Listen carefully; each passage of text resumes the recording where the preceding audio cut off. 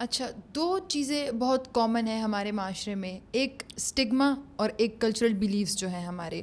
آپ کے خیال میں ایک ایسا انسان یا ایک ایسی فیملی جو آلریڈی ایک ٹراما سے گزر چکی ہے، تو یہ اسٹگما اور کلچرل بیلیف کس حد تک ان کے اس ٹراما کو افیکٹ کرتے ہیں، یا اس کو بڑھانے میں یا اس کو کم کرنے میں؟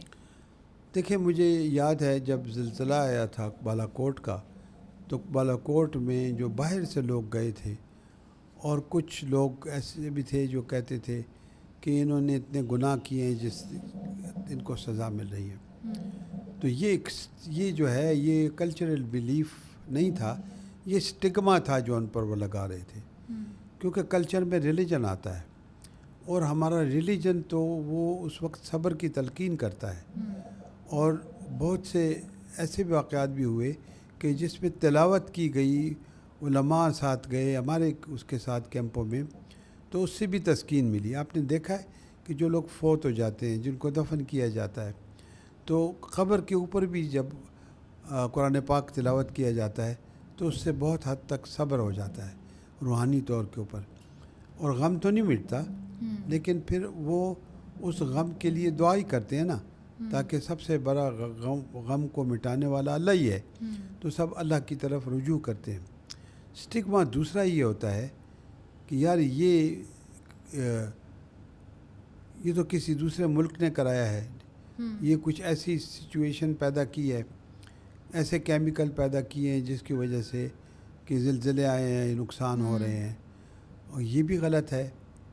البتہ کلائمیٹ چینج کے بارے میں تو ہم دیکھتے ہیں کہ ہم خود بھی ظلم کر رہے ہیں نا، نباتات کے اوپر ظلم کر رہے ہیں، ہم حیوانات پر ظلم کر رہے ہیں، ہم اپنی دھرتی پہ ظلم کر رہے ہیں. اور ورلڈ میں پورے آپ نے دیکھا ہے کلائمیٹ کے جو چینج کے اثرات ہیں، اس کی وجہ سے ہم کتنے متاثر ہیں، اور ابھی اور بھی بارشوں کی توقع ہے. تو ہمارے اندر سب سے پہلے یہ ہونا چاہیے کہ گورنمنٹ کی سطح کے اوپر جو کچھ تھوڑا بہت نظام ہے بھی، لیکن فعال نظام نہیں ہے. مثلا صوبہ سرحد میں جو واٹر اتھارٹیز نے پریونٹیو طریقے سے جو بتانا پڑتا ہے پہلے سے کہ سیلاب کا خطرہ ہے، یہ ہے وہ ہے، وہ سارے اسٹیشنز جو ہیں بنا دیے تھے. لیکن اطلاعات یہی تھی کہ مصدقہ اطلاعات، یہ غیر پبلش شدہ، کہ حکومت کی نااہلی سے یا ان اداروں کی نااہلی سے صوبائی، کہ وہاں جو ہے صرف بیٹری تک چارج کے لیے نہیں تھی. اگر وہ بھی ہوتا تو وہ بتا سکتے. تو ہمارے اداروں کی جو وہاں پر نااہلیاں ہوتی ہیں، شروع میں تو بڑا تیز کام کرتے ہیں، اس کے بعد خاموش ہو جاتے ہیں. اسی طرح ڈیزاسٹر مینجمنٹ اتھارٹی جو گورنمنٹ آف پاکستان نے شروع میں بنائی اور بہت کام ہوا. ہم دیکھتے ہیں کہ سب سے زیادہ کام جو ہوا وہ 2015 سے 2020 تک، اس میں سب سے زیادہ ریٹرن ہوئے. انٹرنلی ڈسپلیس پرسن اس دور کے اندر سارے گئے، واپس ہوئے، فوج کی مدد سے، سویلین اداروں کی مدد سے، اور وہ اپنے اپنے گھروں میں دوبارہ جا پسے. کیونکہ اس عرصے میں پھر دھماکے کم ہو گئے، اس عرصے میں پھر دیگر مشکلات کم ہو گئی.